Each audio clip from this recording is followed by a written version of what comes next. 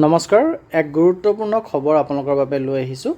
15 ছেপ্টেম্বৰত আলোচনালৈ আমন্ত্ৰণ জনোৱা হৈছে প্ৰাথমিক টেট উত্তীৰ্ণ শিক্ষকসকলক। সৰ্বশিক্ষাৰ কাৰ্যালয় ঘেৰাও কাৰ্যসূচী তেওঁলোকৰ আছিলে। সেই কাৰ্যসূচী সাময়িকভাৱে স্থগিত ৰাখিছে।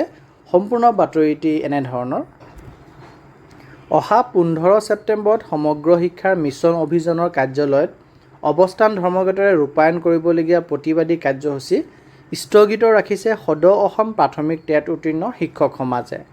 শিক্ষক সমাজৰ ক্ষোভৰ উমান পায়ে কালি সমগ্ৰ শিক্ষাই আন্দোলনৰ কাৰ্যসূচীৰ দিনাই দিনৰ 11 বজাত উত্থাপিত দাবীসমূহৰ সমাধানৰ সূত্ৰ উলিয়াবলৈ আলোচনালৈ আমন্ত্ৰণ জনোৱাৰ পৰিপ্ৰেক্ষিতত এই কাৰ্যসূচী সাময়িকভাৱে স্থগিত ৰখা হৈছে বুলি জানিব পৰা গৈছে।